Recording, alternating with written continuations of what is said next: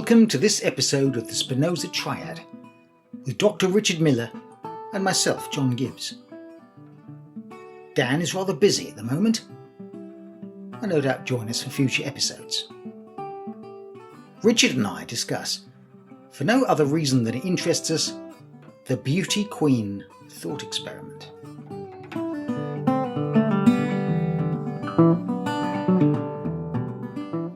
Well, this is one we talked about the other. Not talked about. I messaged you about. Okay, this is the thought experiment. So it relates a little bit to our discussion of psychopaths, and it's this, and it's the one I sent you, which is that if you had in your hand a vial which contained a virus, a small chemical vial, and you could release it into the world, and it would remove everyone's compulsion to do violence. They'd become very generous, and they'd be peaceful, and they would think good thoughts to their fellow man. And this would spread rapidly. It would be an extremely effective virus, and everyone would catch it in no time at all. It had no other nasty side effects other than abolishing anyone's drive towards violence. So presumably war would stop. And so we wouldn't know this, but you say, well, okay, I have this in my hand. Shall I break the vial and release it into the world? Right. And is it just violence on the thought experiment, or is it just a general? It removes the compulsion to do violence. So people become peaceful and generous towards their fellow man. So they think good thoughts. They want to. Yeah. Okay. I'll extend it. It produces in people a kind of generosity that makes them want to help their fellow man. So a kind of they become a goodness. Yeah, it's like it's the beauty queen. When she says, "What do you want for and what do you hope to achieve with your year as the Miss World?" A world peace. Right. What I'm after is world peace. World peace, and general good. I mean, the first problem with anything like that is, I guess, the relative nature of the good. Because I was thinking, we started reading this stuff for, we agreed to do this one on evil. And the first kind of stumbling block I think you come across is a definition. And in I suppose in that thought experiment, if everyone was aimed towards the good, it soon becomes almost relativized and normalized, and what good in order for one normal. To exist. So one value is defined by its opposite. Yeah. So in the world of good people, we'd simply reframe our idea of what good was. Yeah. And even very minor indiscretions, not immediately handing over to the old lady, the charity, or assisting with someone across the road. Citizen, I saw you hesitate for a moment. And that poor old woman was about to go. And that would be arrest that man. He didn't deliver his generosity with a sufficient energy. But that's kind of, you see those shifts, don't you? You do see those shifts, like the current arguments around people being offended. That being offended now is considered far worse than it was 20 years ago. I think in terms of that thought experiment, so I think initially, so that's the first problem, is you would normalize what it was. The good would become normalized, or the good or being non-violent. Yeah. What does that then say about any form of resistance? Any? I mean, moving away from evil a little bit here, but any form of sort of artistic, political, youth subcultures, and anything like that works in as a resistance against a sort of common strand, doesn't it? You have dominant ideologies, and you have resistances to those. So, I mean, let's just pick on one of those examples. Let's say. Politics would cease to exist, wouldn't it? I don't mean like a political process, but I mean politics proper, as in a way you organise a society. And or would politics to that still be there? Because if politics is the trying to resolve things that are material, it's the material finiteness of the world. There isn't an infinite amount of stuff, so we have to solve that in a number of ways: economic or political, the sharing out of resources, the allocation of jobs, the allocation of resources and people's roles within society. They'd all be there. So now we'd approach it with a conviction. All human beings would be convinced of their necessity to play their part in some sort of altruistic way. Well, you ended up with two warring parties that represent the people, each arguing that they were the most good. In other words, you wouldn't notice any difference. So politics would actually remain completely unchanged. It would be you'd loathe the opposition party for their lack of goodness in relation to you, and they would loathe you for declaring that they were a lack of goodness.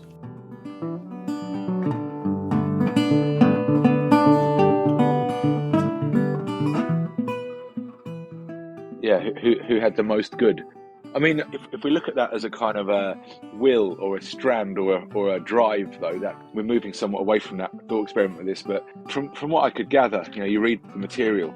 I mean, I sort of broke this down, sort of psychological dimensions to evil, obviously theological ones, psychoanalytic ones, historical examples of evil, pop culture versions of evil, and philosophical problems of evil. And I felt that some of the things, if we start with the sort of philosophy strand here, I think with people like Schopenhauer, Kant, there's a strain there of this idea of some kind of pathology or some kind of will or something to which humanness or subjectivity, or however we want to phrase it, that something that makes us are in some respect driven by, some form of drive. And that can either be, like you say, in your thought experiment, a strand of goodness, but though I didn't really find many philosophers that argued for that.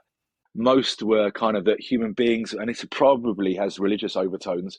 There was a strand of, Kant talks about kind of a pathology, or we're bound to this kind of drive of self-interests and just self-interest and drives. And to be good is an actual ethical act in which you have to step away from that. So if you like, evil in that sense, in one form, we're almost bound to a form of evil anyway. To defeat evil, to defeat the violent impulse, you have to use reason.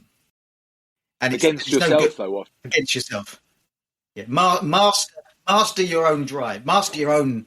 But I think, and I'm being cautious here not to step into evil in a kind of ideological sense of a kind of, a devil with a fork or some other, or an actual act as such.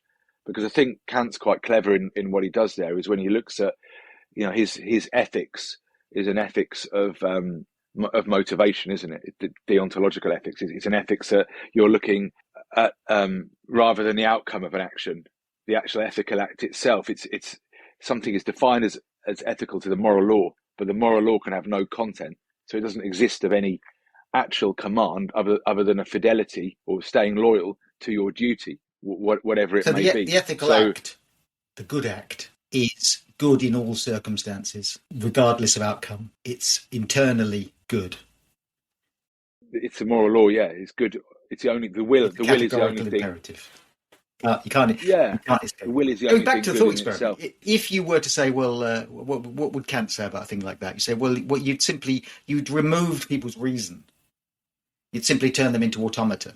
What you'd done with your virus was make us less than human. I'm guessing. I don't know. It's a Kant. What would you say about this? But I'm guessing that would be the case. The one objection to releasing the virus would be that you haven't actually cured. You haven't got rid of evil as an external thing. You may have redefined. The society may carry on just as normal. Politics will be just as difficult. You may redefine your parameters around evil and so on. But also, even if you did, then walk through society and it was like the Truman Show, and everyone's sort of waving at each other and saying, "Morning, citizen. How are you?" You've not left any human ability to people to derive any sense of good out of it. You simply suppressed a characteristic of humans. So for instance, you might say, well, in that case, since you can't have this virus, why don't we simply, cut people's hands off or something? I mean, we'd sort of manage, but we wouldn't be able to commit so much violence. It'd be better if we're all handless, live in a poorer world, but we'd live in a less dangerous. I guess the interesting thing with these kinds of arguments where things really, I mean, I guess it's not, I was going to say that would end up an extremely repressed society, but there's nothing to be repressed, is there? Because everyone's sort of zombified towards being good. Sounds pretty boring. Doesn't it? It does sound rather boring. It does sound like, it's what we were saying the other day, I think, when we were talking about what. No more UFC at the weekend either. I can't imagine there'd be much MMA fighting. They'd just get in the ring there. And I'm sorry, I really don't want to hurt you. No, obviously want to. Yeah. No, nobody want to watch I it. really want to It would watch be, this stuff. the Canadians would lose ice hockey.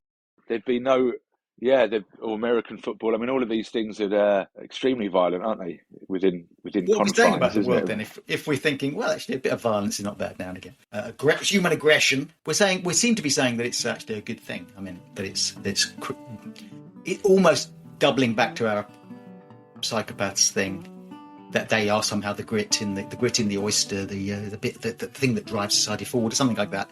That human aggression and violence and war, in fact. I mean, you get argument. People say, "Oh, wars are quite good, really." After wars, you get shake-ups of social frameworks, you get inventions, you get great creativity, and even at its most brutal, it gets rid of some of the surplus population.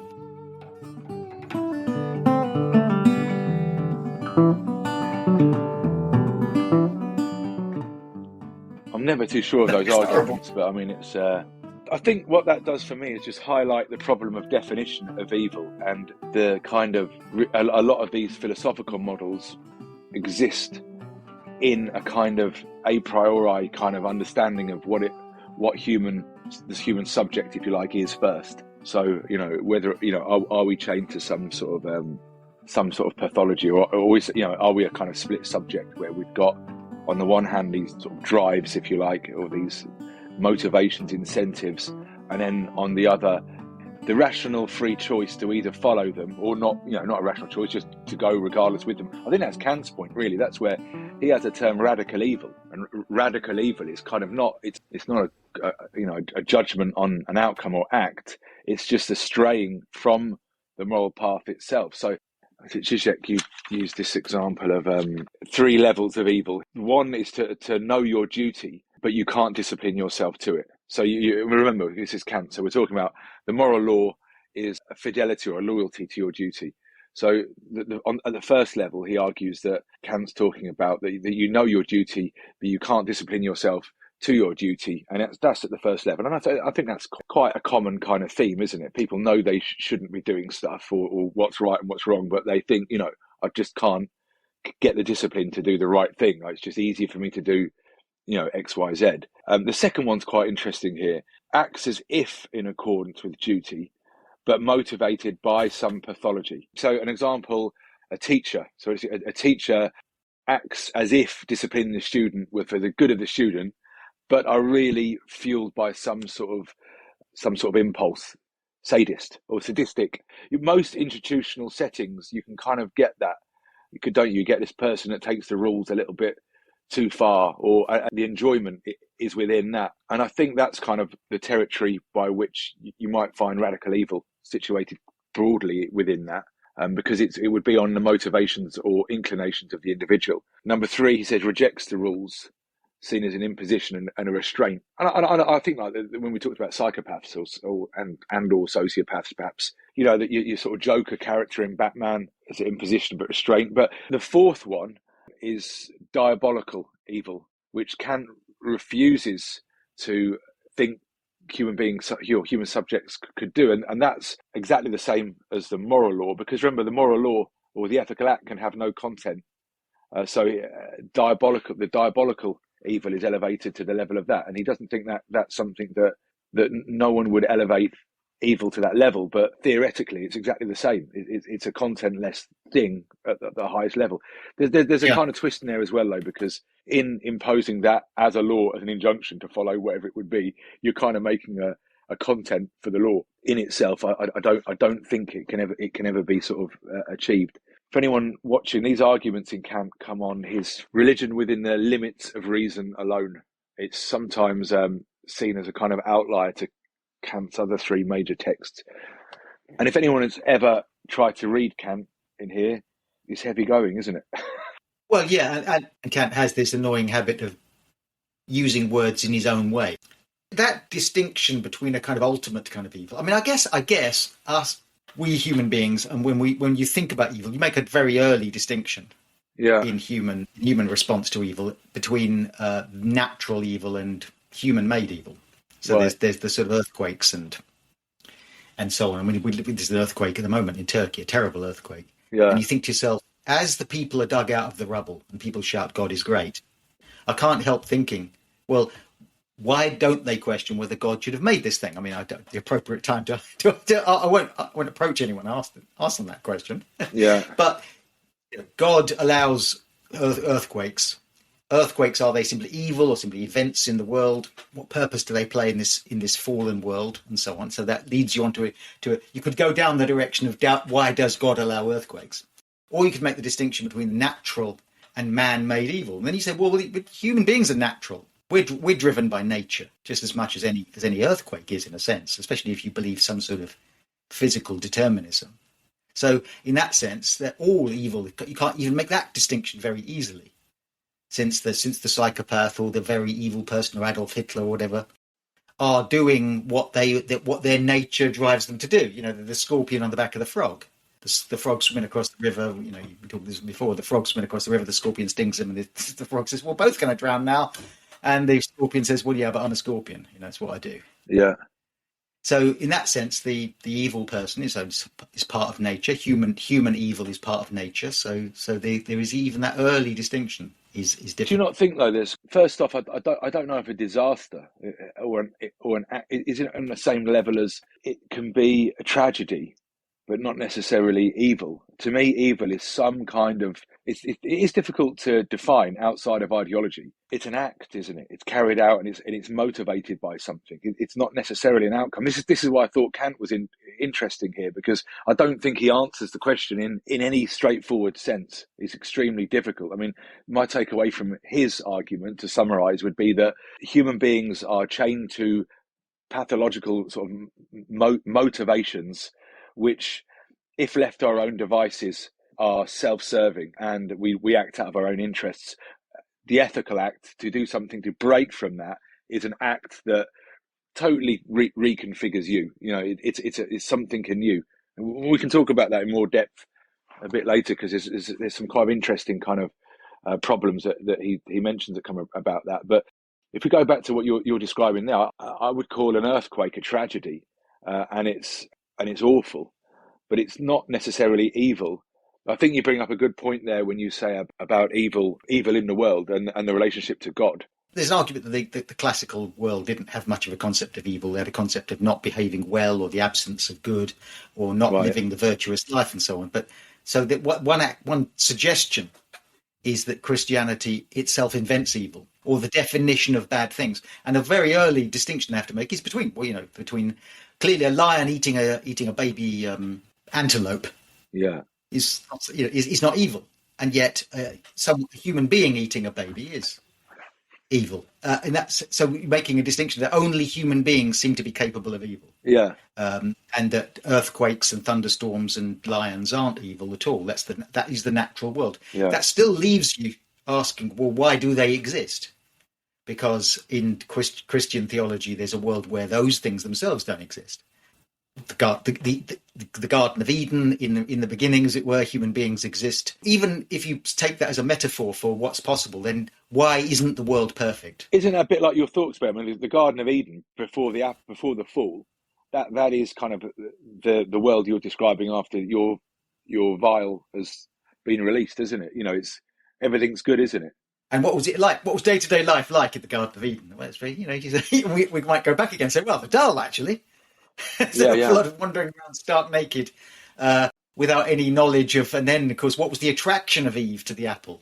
The attraction of the apple is the apple of knowledge, and the knowledge reveals good and evil, and or Pandora's box, out into the world comes evil, or comes at least the knowledge of evil. And with the knowledge of evil, then you are into the world. Well, in that case, then Eve is far from being someone who's led to the fall and the great original sin, was necessary to begin human beings on this journey. So one early theological kind of answer to there are two theological answers there are probably more theological answers than two, but two I can think of right away. Yeah, is that one, you need evil in the world, or bad things, earthquakes and so on, but you need human evil in the world.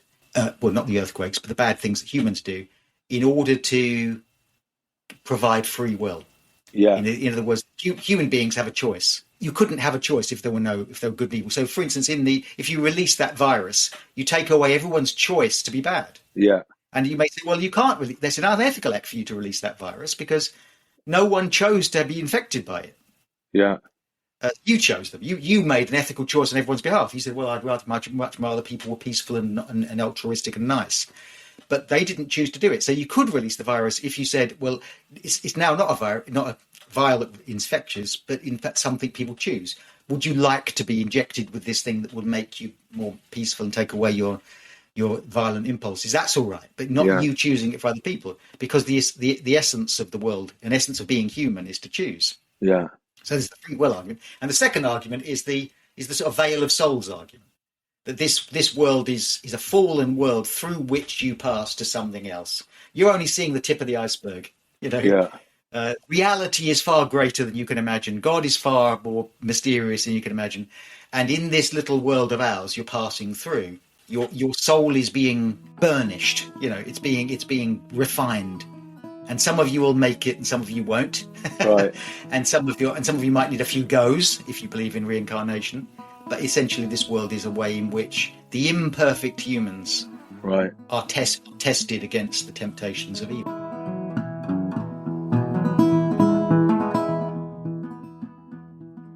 In that latter one, you've almost Platonic. You've got the kind of idealized version of what the world, is in long term, and we're just here. Yeah, well, I think Platonism fits neatly in with early Christianity because it suggests there is a good, and that good can become God, and there is a thing that's definably really good externally to us.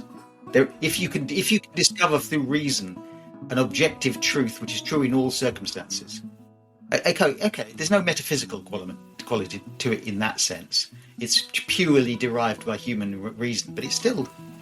But he won't say what it is. There's no actual kind of the ideal is the motivating choice, isn't it? As opposed to, just quickly on something you just said there was on the, we went back to when Eve has the apple and the split, if you like, because I find that really interesting, because when we started this, I thought, you started off with that thought experiment. I didn't quite know where to start a talk like this on, but there's a massive problem with definition of evil, to define it. The idea there that, I like what you were saying there, she bites the apple, it gives us the tree of knowledge, and then we end up with a kind of division there, or a split.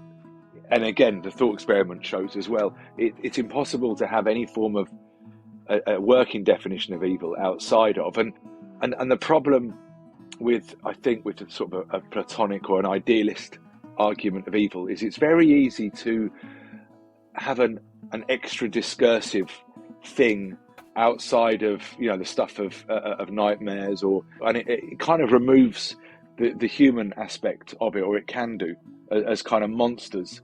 I'm thinking here of like the Hannah Arendt, The Banality of Evil. In that one, she's, for anyone that's not aware of it, she wrote the book about the Eichmann trials, the Nazi who was the sort of overseer of Auschwitz. And she's written this account of his trial, and she thought it was a new form of evil that was a bureaucratic evil, and the premise is just that it's called the banality, or the nothingness that's there, because this guy that's been responsible for a horrendous amount of deaths, that was just claiming that he was a bureaucrat following orders. I think the strength of that argument is that it's a very materialist response, isn't it? It's not situating, he was just, he's a devil. It was an evil kind of that we've not seen. It was an evil that we've not seen before, but it was very materialistic. It was down to very cold choice. And, obviously he makes it as out that he was just following orders and it was bureaucracy. But yeah, I think that when you think about what Hannah Arendt is doing with that idea of the banality of evil, is what we're all doing in a way. It's coming to terms with the Holocaust and the concentration camps and so on. And is the Holocaust any different to all sorts of evil that's been going on for years? The rack burning people to death and horribly drawing and quartering and so on. A lot of, or Stalin's mass murdering of people in Stalin's Russia. And you say, well, it was materially different because of its odd banality, because its bureaucratic efficiency, driven almost by a system of its own momentum. Yeah. Not by some belief in that you're going to, I don't know whether Stalin believed much about communist belief or creating a better world, but at least there was an ideological drive behind it. Whereas I think maybe I'm talking myself in a circle, because I know there was something like a Nazi ideology, although I prefer to think the Nazis is an absence of all ideology, really. They were against things. They were trying to do things. They weren't. I'm not sure what kind of world they were trying to build, but they were trying to build a world without rather than with. Right. It was an absence of a world. So in that sense, and the way it was exercised. So I think Kant couldn't have comprehended. If for Kant something like maybe that is diabolical evil. Maybe that's why he doesn't think diabolical evil could exist. Is because evil for Kant is sort of the willful denial of your duty, either knowingly or foolishly. Well, there's something more than the willful denial of duty in the Nazis. Anyone who's been to Auschwitz and you walk around there, you think to yourself, I think I'm witnessing something beyond almost comprehension. It was like you can't quite understand this. It goes outside rational thought, and the people operating it were so driven by such a sort of, as you say, a banal bureaucratic mechanism. One of the critiques that's launched at that book sometimes from a psychoanalytic perspective is the one where they argue that it's. So she argues that the economy of evil, if you like, we use that word. We've got two opposing parts here. So you've got an economy of evil, which is working kind of around a banality of bureaucratic structure and people engaging with that structure. This is sort of the field by which evil is played out at. Now, the psychoanalytic argument is the one of an obscene libidinal supplement to that. So that there is definitely that going on. The level of sadist or kind of almost like a perverted libidinal economy, there was a satisfaction and enjoyment in the very bureaucratic practices themselves. So the smartness of the uniforms, the obsession with bureaucracy. I think, John, was it you were explaining to me that they would deliberately photograph every single face before everyone that went into the camps. It's this astonishing level of bureaucracy that was quite banal. I mean, the photographing, the fingerprinting, the tattooing people who had only hours to live. I mean, I don't know if they tattooed people who they kept for a while, but they were essentially these people all doomed, whether they were going to be gassed right away or whether they were going to be worked to death and then gassed later on or whatever. They're all doomed. So why would there? You'd think there would be a much more sort of animalistic brutality, and it seems to me that there's something.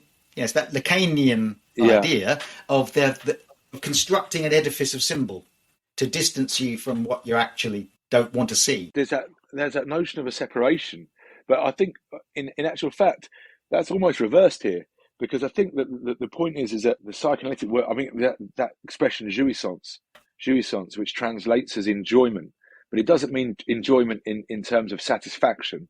It means a kind of pleasure in pain.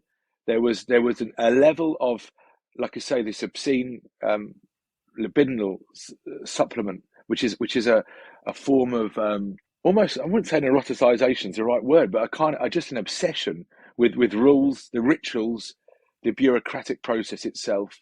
Like you say, the photographing. Just on the one hand, there is the banality of evil in terms of there's a hole there. Of a nothingness, but really that hole's filled with an obsession for the micro details itself. I don't know any Nazis, and I mean I can only imagine from what you read or you see, but there does seem to be a kind of some strange kind of obsession with order, papers, with all of this kind of process, and a pride in doing the thing they're doing well. That's odd as well. That there's an efficiency in it. They're meeting targets, drawing graphs of numbers killed, trying to meet monthly quotas. All this odd.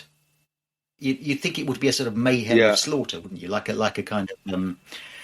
We were talking the other day about the Rwandan genocide, how it was almost a frenzy of hysterical killing. Yeah. I mean, I know there's a degree in which people say, well, it must have been planned beforehand and there was an awful lot of underground stuff going on. I can accept all that. But it wasn't systematized. In response to, like, to contrast those, because, I mean, both you would have to categorize as evil beyond belief, you know, the Holocaust and then the Rwandan genocide. But on the one hand, we've got a kind of very materialistic account of Eichmann from Arendt's point of view, where you've got evil as a banality. Then you've got the sort of psychoanalytic sort of Zizek, Panashik argument, where in actual fact, where it's, you know, it's a fetishization of the bureaucratic procedures themselves. Again, very materialistic, and you can contrast that with, there's on YouTube, I haven't seen it. It probably must still be on there years ago. It's called The Ghosts of Rwanda, and it starts off with an interview with I think he's Canadian. He was the general that was, what were they called? What were the troops called there? The peacekeepers. That's it. Yeah, he was the general, the major that oversaw that. You know, and the poor guy. I mean, I can imagine being there when it happened, and they couldn't do anything. That's where that movie Shooting Dogs comes from, because they were allowed to shoot dogs. They couldn't shoot any people, and it lasted 3 months. It was a faster death rate, I'm sure I read this stat. It was a higher death rate than the fastest rate in the Second World War in single days. So it was about 850,000 people killed with machetes primarily over a 12-week period. And he talks on there about, literally, he said it was almost like a mist.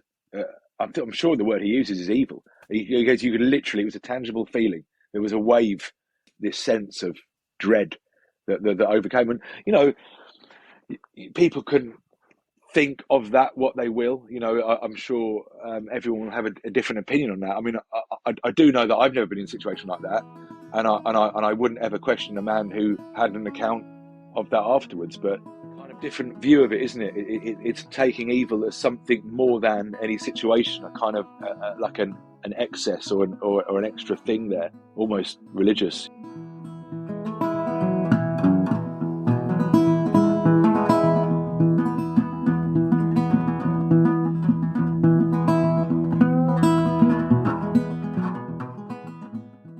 If you think about the Holocaust or you think about the Rwandan genocide or whatever, the first question that comes into anyone's mind, again, a bit like if you think about evil itself, you ask whether God exists and why is it allowed to happen? Why is the world not without these things? Why are people made nice? Then when you think of the Holocaust, you think the question that comes into mind is, what would I have done? Are we all capable of this? Are human beings innately violent given the right circumstances? I know we're repeating a little bit of blood. Innately violent. I just want to say as well, John, I'm not in any way suggesting that the Holocaust doesn't have the same unimaginable evil cast over it as well. It's just, you know, philosophically there were two different ways of looking at something, aren't there? You know. But also that is a historical and cultural question itself. I mean, there would be those who would argue they're not. What you have in the world are holocausts, and human beings are capable of these sorts of things. And your distinction, or my distinction, which I would make, is that there's something uniquely awful about the German Holocaust in the Second World War. Then again, you may say, well, you know, let's unpack that a little bit. The reason you don't like it, the reason you think that's particularly awful, is because you imagine, in a quite post-colonial kind of way, that the Germans should have known better. So where are you going? Where are you going with that thought, Gibbs? Because it happened in Africa, in Rwanda, this is somehow more organic and more human, more unrestrained. Whereas the creators of Beethoven, you know, the people that listened to opera, should they have done this thing? You know, and you think, or are we simply saying, well, all humanity is? And it's easy to slip into that view that somehow the industrially advanced and educated, highly literate Germans shouldn't have done this for reasons that I really don't want to think about. Jordan Peterson makes this argument quite a lot, doesn't he? He says that people are capable of, you know, everybody's capable of being a monster. You know, everyone is capable of very bad things, and once you realise that, you can start to deal with it. I mean, I mentioned this the other day. I mean, my mate he's been to war a few times, and I remember me and him were away, and I was chatting to him. I said, I don't think I could do that. You know, shoot someone or whatever it was. He'd been to war a number of times, Bosnian war, and he just said to me, "Yeah, sure you would. You know, someone walks in, holds a gun up to your family. You've got a gun in your hand. What do you do? You know, he said it's as simple as that. You know, and then it unfolds. And so his point is everybody's capable of very bad things. It's just within what context, I suppose. I mean, what you're saying there, links quite nicely, John, with the sort of psychology arguments with Zimbardo stuff, doesn't it? For those people listening, Zimbardo was a psychologist in the late 60s. It did the Stanford prison experiment, and he later on went on to sort of work through various kind of war crime style stuff. But initially, what he did was set up a fake prison, fake guards. You know, people came in. I think it was 14 volunteers. You had guards and you had prisoners, and I mean, now it would be deemed as highly unethical. You wouldn't be able to do it now.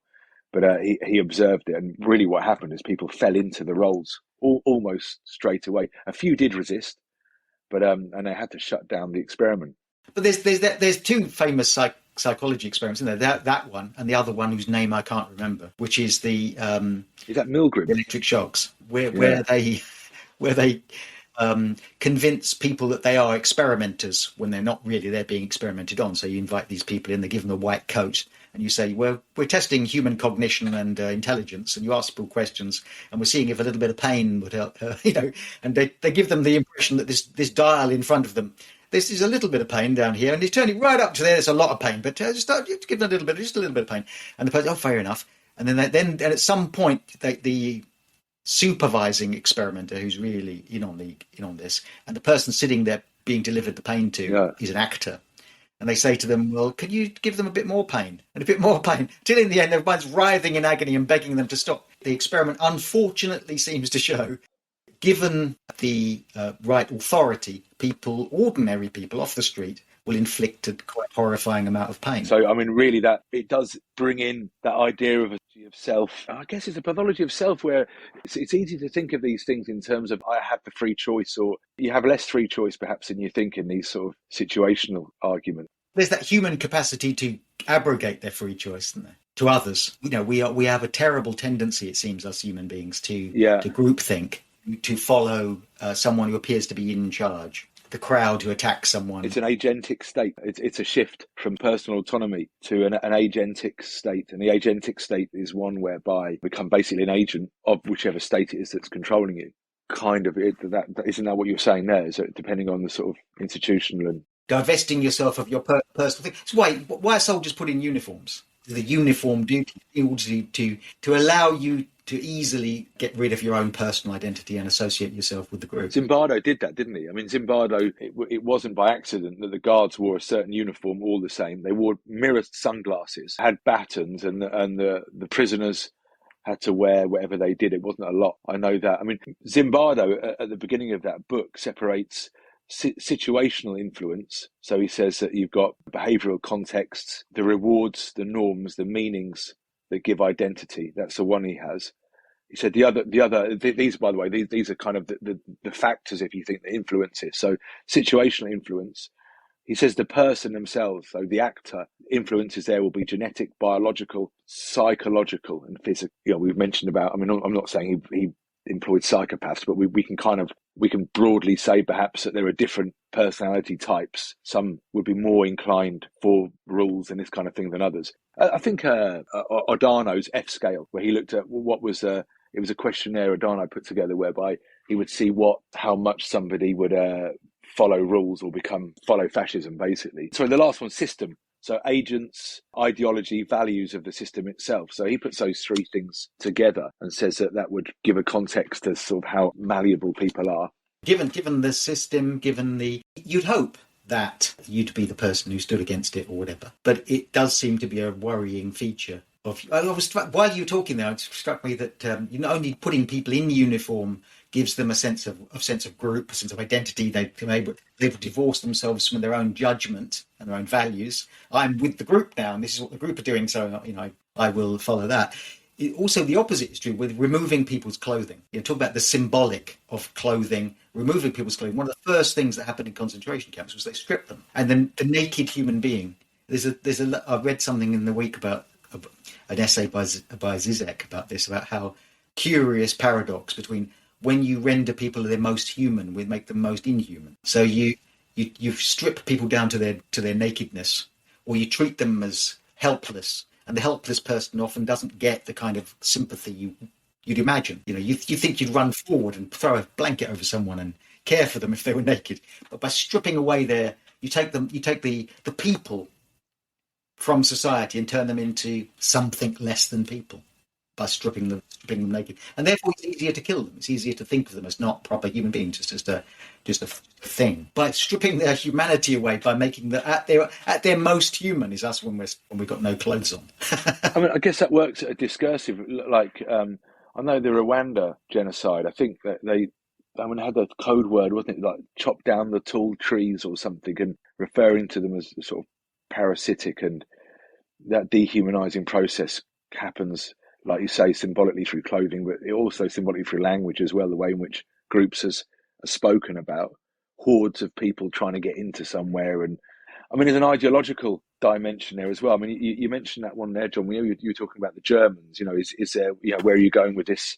Because was it because they were seen as German? I mean, European, as opposed to sort of an Orientalist position, whereby we assume that other parts of the world are just over there. The very idea of ideology itself being a narrative or story that has to, in some sense, overcome something. So, I mean, the immediate examples, I say Nazis, the Nazi ideology. Well, the narrative was one of a kind of master race, wasn't it? There was some, like you say, it was a stripping away on the one hand, but there was a fictitious return, some Greco-Roman kind of history that didn't really exist, did it? This kind of like, it's been going for thousands of years, this white superior kind of thing. And in order, and this is the crucial part, I think, in order to get to where we need to be, we need to eradicate this group or that group. There's always that blockage, if you like, to the ideology functioning. You see it everywhere, don't you? You see it. I mean, the UK was awful for it. The press, the Brexit votes, we can stop people coming in here, taking our jobs, stealing this. Before Brexit, it was, I mean, I remember when I was younger, it was single mothers. The government had a big thing about, it's single mothers and the way in which it's a breakdown of society. And there's always something to blame to get past. You can't achieve the ideological fantasy, doesn't exist without something that's going to stop it. Sort of symbolic opposite that you have to get rid of before you can get to wherever it is you're getting to, before only this were out of the way.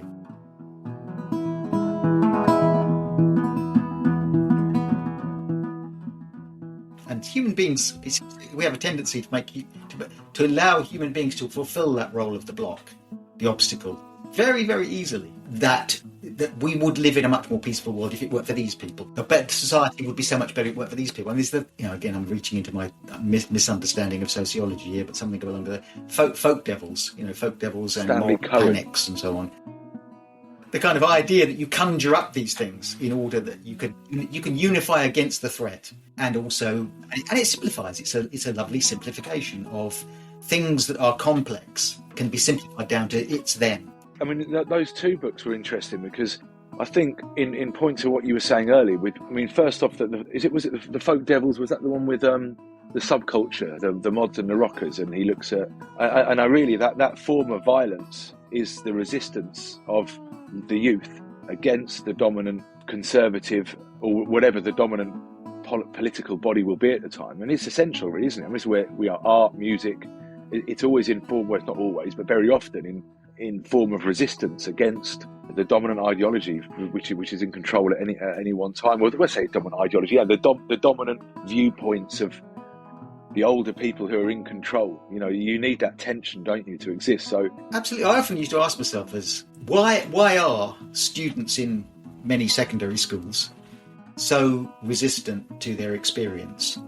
And I think to myself, well, partly there are all sorts of answers to that probably, but partly it was that's what they're supposed to be doing at that age.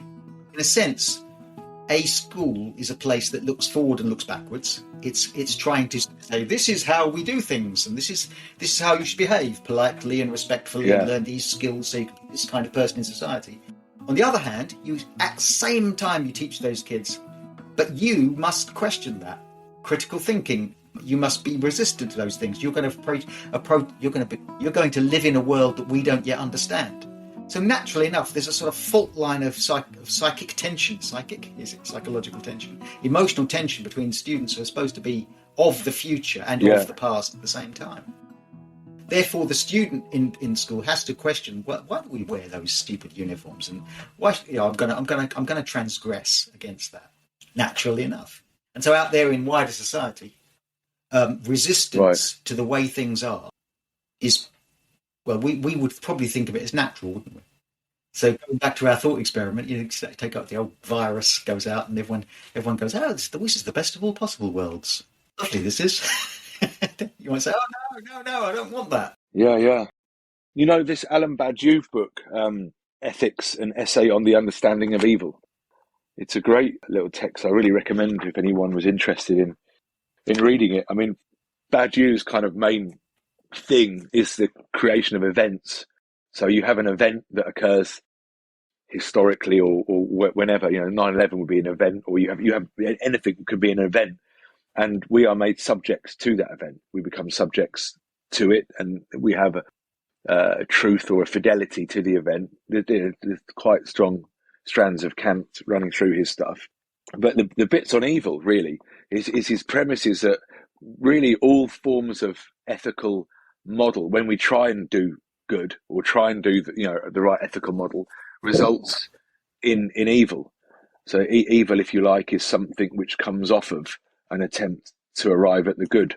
Well, we did step on that. We did say a little bit about that in the last podcast on psychopaths, where I think, when people like Himmler or Eichmann said they were good Kantians because they, or have been described as such, because they're or the figure of the psychopath Segura in the film No Country for Old Men is fidelity to a moral code, and it's the Frankfurt School, those professors and philosophers and cultural writers and so on who were associated with the Frankfurt University, who came to the United States fleeing the Nazis after the Second World War, with a mixture of Marxist ideology, criticism of capitalism, and their own understanding of what fascism was. Their response to contemporary culture said, well, one of the things they said was, people like Adorno and Horkheimer, they said that you can see the origins of Nazism in the Enlightenment rationalism and utilitarianism, that it produces fidelity to the attempt to perfect mankind, leads you by a series of good intentions down to the concentration camps. You could say, well, the Nazis, at its maddest, most evil and monstrous, was an attempt to perfect mankind. And yet, in its own little way, when I go into an education institution, or when you think about what we're trying to do in society, aren't we trying to perfect mankind? If you said, I won't break that vial open and release the virus, then what you say? You don't think men are perfect, human beings are perfect. You wouldn't want a perfectible world. Aren't we trying to produce a world of peace and tranquility and order? If we're not, then we're just what we are then. But I mean, that implies that peace, and when I say peace, but tranquility doesn't come at some cost, or doesn't come at some sort of struggle. Because I don't think, you can't compare a genocide to, I don't know, some sort of uprising somewhere where you've got, again, I think it's the motivation that changes, isn't it? That's different. The problem with that is, if we could have the heaven on earth, if the kingdom of heaven could be created on earth, then you remove, presumably, all forms of evil and all forms of violence, and we are all good, righteous men and women, then what's the purpose of God after that?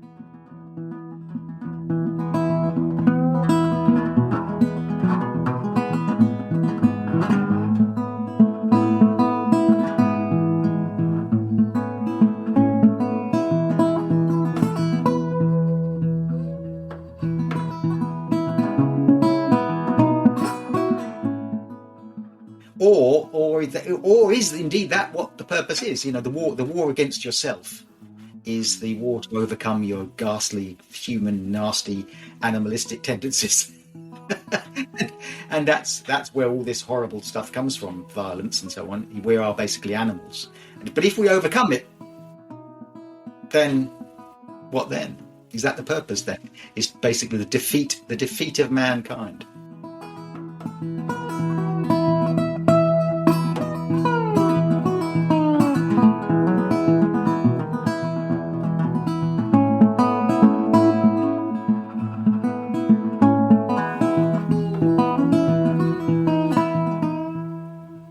You have been listening to another episode of the Spinoza Triad, which this week was a discussion between Dr. Richard Miller and myself, John Gibbs. We talked about evil, we talked about the beauty, queen, thought experiment, and wondered what a world that was free of all violence might actually be like. If you enjoyed our discussion, if you'd like to suggest ideas for future discussions, link to our Facebook group, the Spinoza Triad, or post your suggestions on our website. Thank you for listening.